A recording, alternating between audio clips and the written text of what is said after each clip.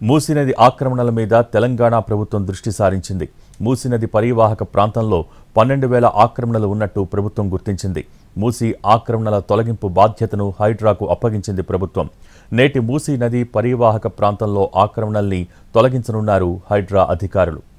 మూసీ నది ప్రక్షాళనలో భాగంగా 55 కిలోమీటర్ల మేర అభివృద్ధి చేయాలని కాంగ్రెస్ ప్రభుత్వం నిర్ణయించింది. మూసీ పరివాహక ప్రాంతంలో ఇళ్లను కోల్పోయే నిర్వాసితులకు డబుల్ బెడ్రూమ్ ఇళ్లను కేటాయించనుంది ప్రభుత్వం.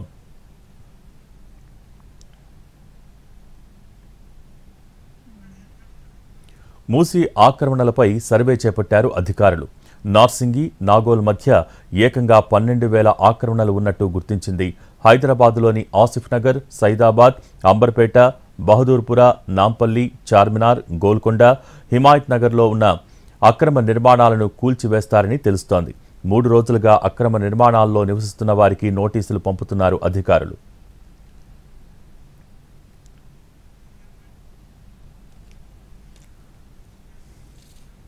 మూసీ నదిపై 25 కిలోమీటర్ల మేరకు అక్రమ నిర్మాణాలు వెలిశాయి. కొన్ని చోట్ల ఏకంగా కాలనీలే వెలిశాయి. అయితే వాటిలో ఉంటున్న వారంతా నిరుపేదలే. దీంతో వాళ్ల ఇళ్లను కూల్చివేయటం సరైన పద్ధతి కాదని భావిస్తోంది ప్రభుత్వం. వాళ్లకు డబుల్ బెడ్రూమ్ ఇళ్లను కేటాయించనుంది. మూసీ ప్రక్షాళనలో భాగంగా 55 కిలోమీటర్ల మేరకు అభివృద్ధి చేయాలని నిర్ణయించింది ప్రభుత్వం.